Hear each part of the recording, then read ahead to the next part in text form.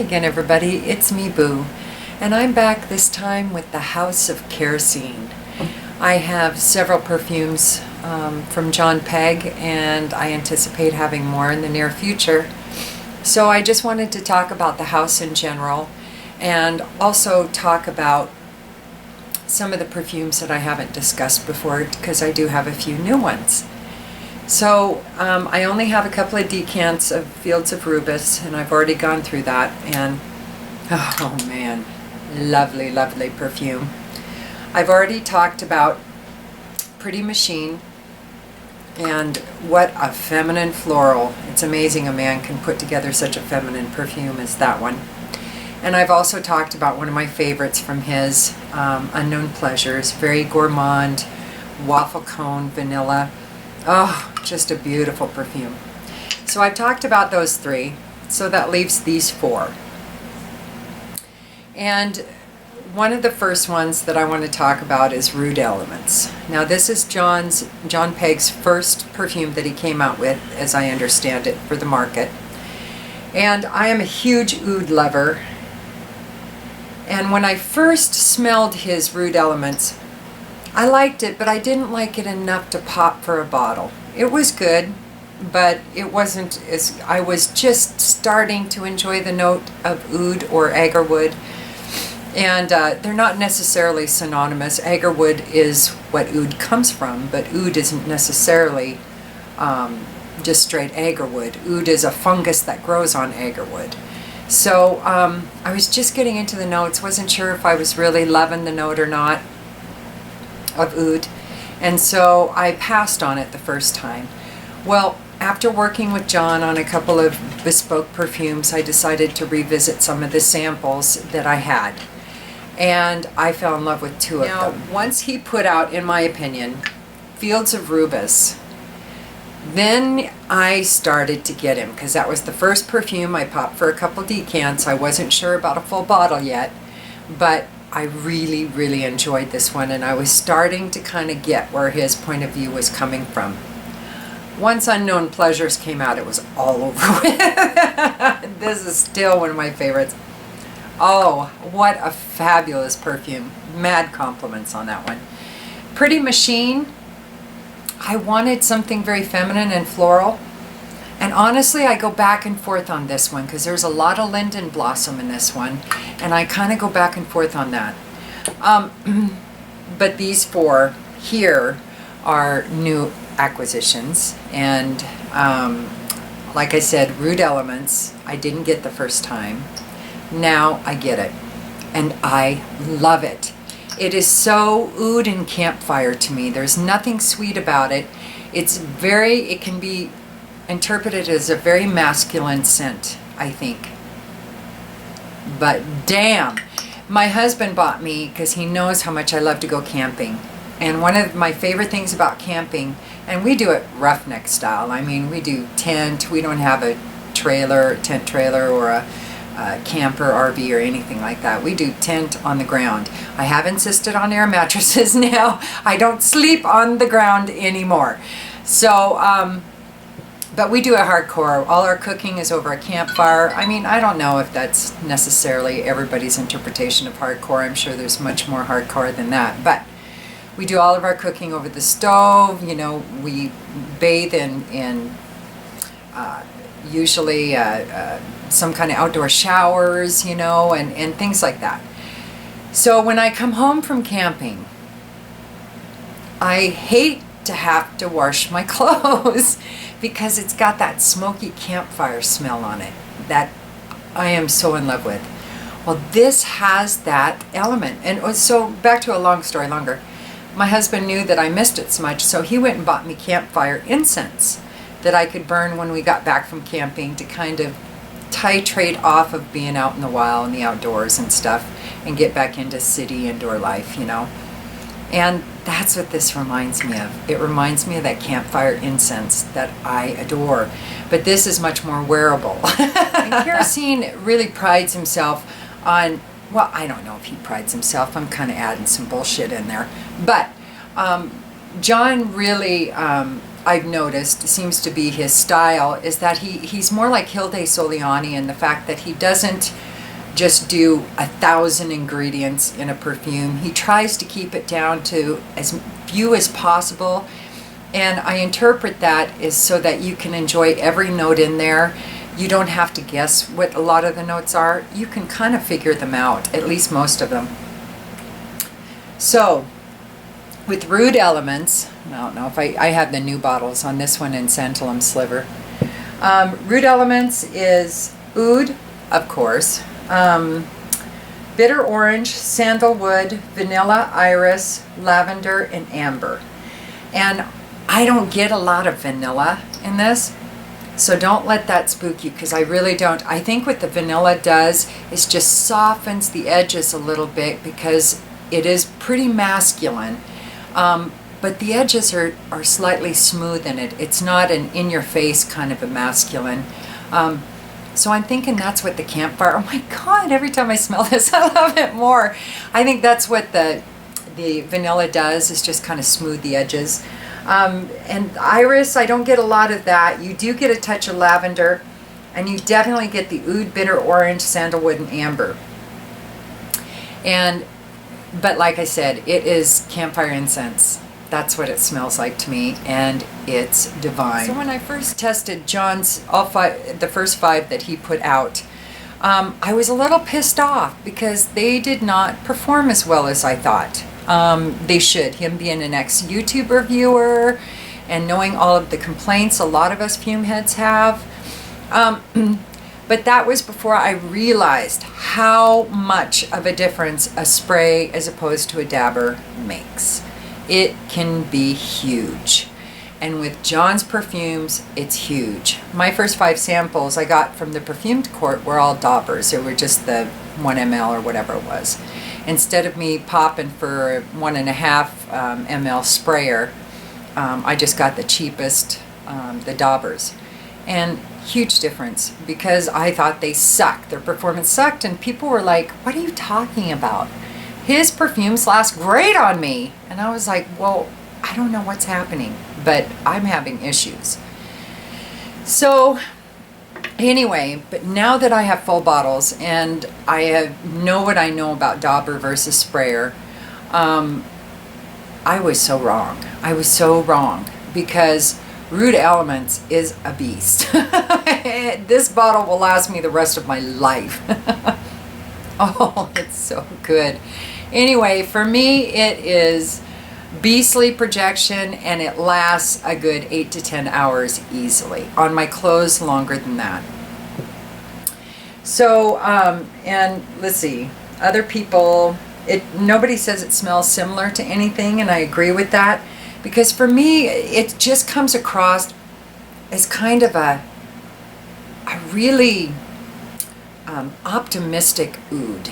Some of the ouds, because I love oud, and some of my ouds are a little, not depressing, but melancholy maybe. Some are very dark and gothic, and some are very Middle Eastern. Some are a little dirty, some are a little earthy, and some almost have a gourmand note to them. I can't even explain. But this one I consider a very optimistic, almost a happy kind of an oud. And I think it's because I have the scent memory of the campfire. And that's one of my favorite places to be, is out in the woods, roughing it. So I think that's why I interpret that. But it also has this brightness from the citrus. It is smoky, it is dark, but that citrusy lightness to it, and I think the lavender also adds a slight bit of lightness to it, that to me makes it a very positive and very optimistic kind of an oud. When I wear this, it just puts me in a good mood. So that's Rude Elements. Next one I want to talk about is Santalum Slivers. This is the new bottle as well. And I like the new bottles. The only reason I like the old bottles better for my Bespoke is so I could see the paint job on the front of it, because you can see it around the plate on the old bottles, and you can't on the new bottles because the plate takes up the whole face of the front. So I like these bottles better for storage and having in my perfume collection, because they don't tip over, and you know, once they're sitting there, they're staying there, whereas these can be kind of tippy. But I don't care. I think they're all good. I do kind of miss having the different colors, though, of the bottles. I'm not sure why he went with one solid color for all of the bottles, but whatever. So Santalum Slivers. This is one I had to get. I got, let's see, a few months ago for springtime. I was looking for a good springtime scent, and again revisited my samples and realized I really, really love Santalum Slivers. So this one is orange. Let's see, orange, grapefruits, sandalwood, lemon, cucumber, cedar, rose, musk, pepper, bergamot, hay, and vetiver. And for me, it just comes across as a very earthy citrus and completely unisex, even though I do think that this will appeal a little more to men than women. But it's lovely, and I get mad compliments on it when I wear it. Now, and this one again, it's not quite as beastly as Rude Elements, but it's close, and it lasts really well too. Yeah, that's pretty much what everybody says, is that it's kind of all over the board, but mostly heavy and enormous on its longevity and sillage. So I love this stuff. I think it's totally appropriate, actually year-round. But because of that, it's almost a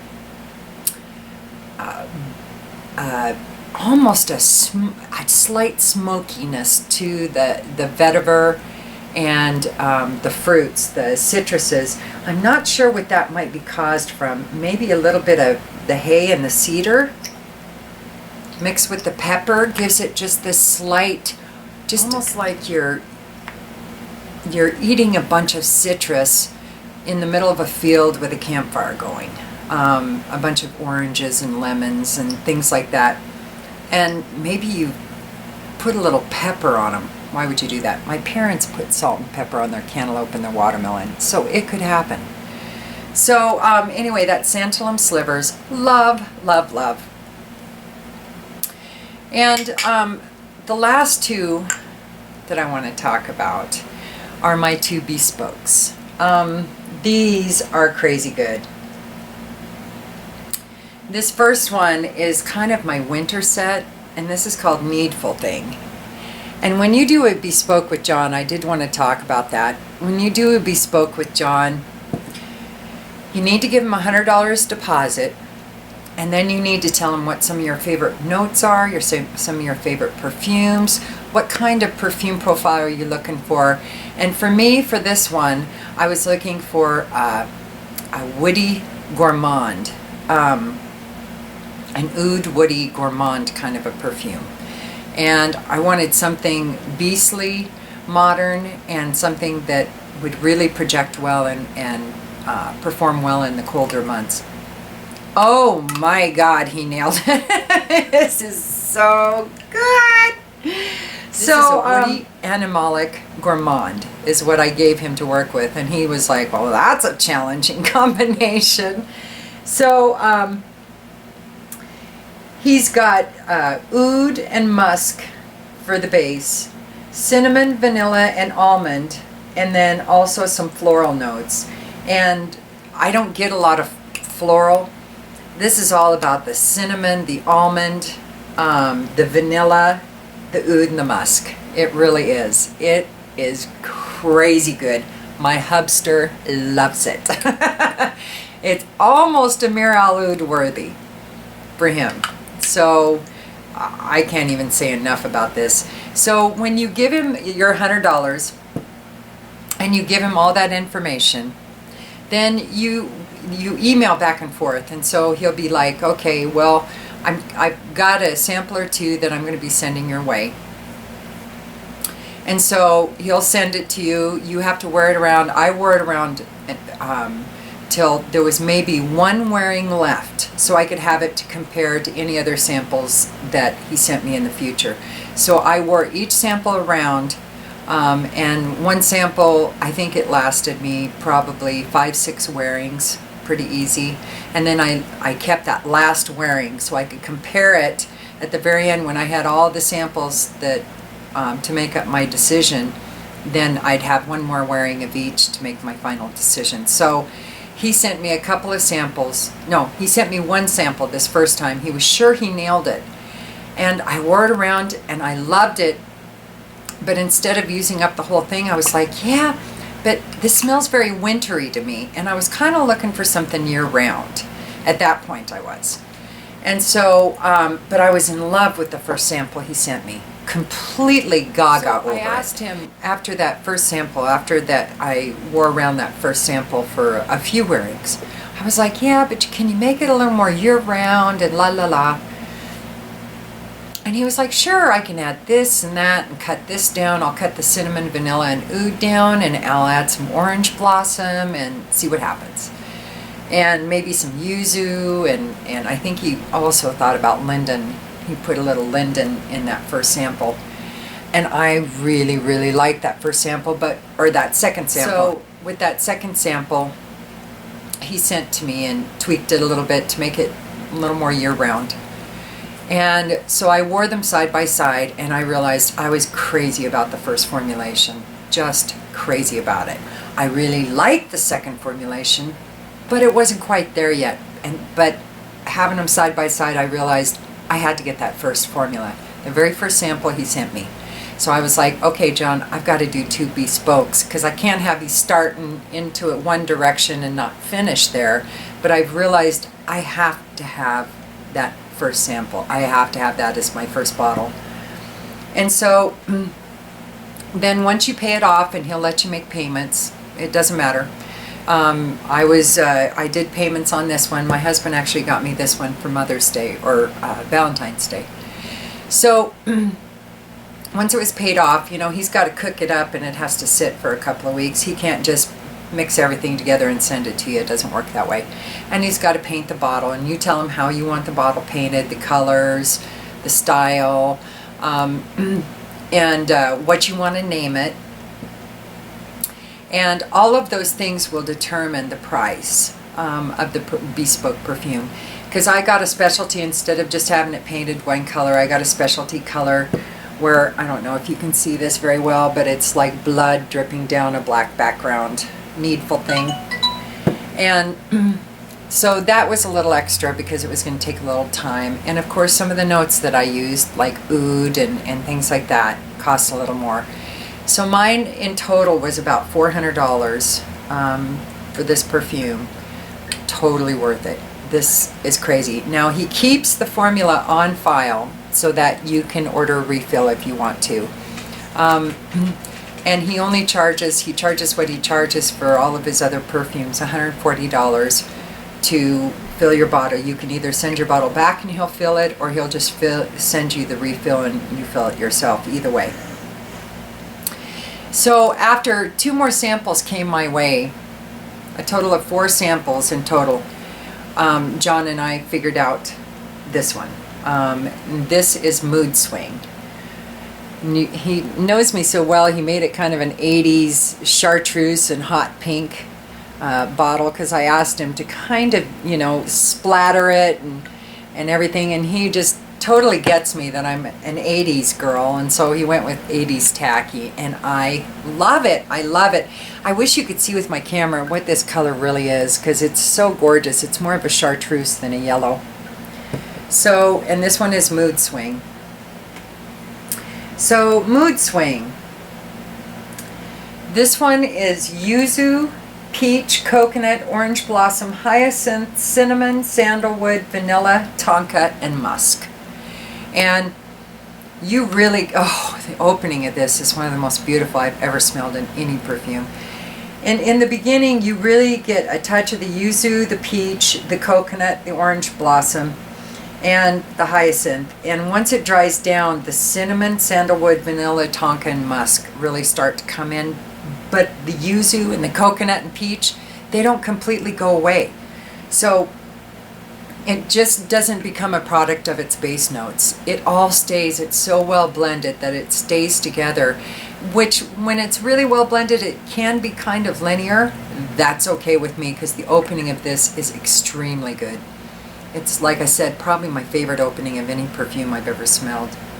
So this is kind of my summer perfume, and this is more of my winter perfume from the House of Kerosene, the Bespokes.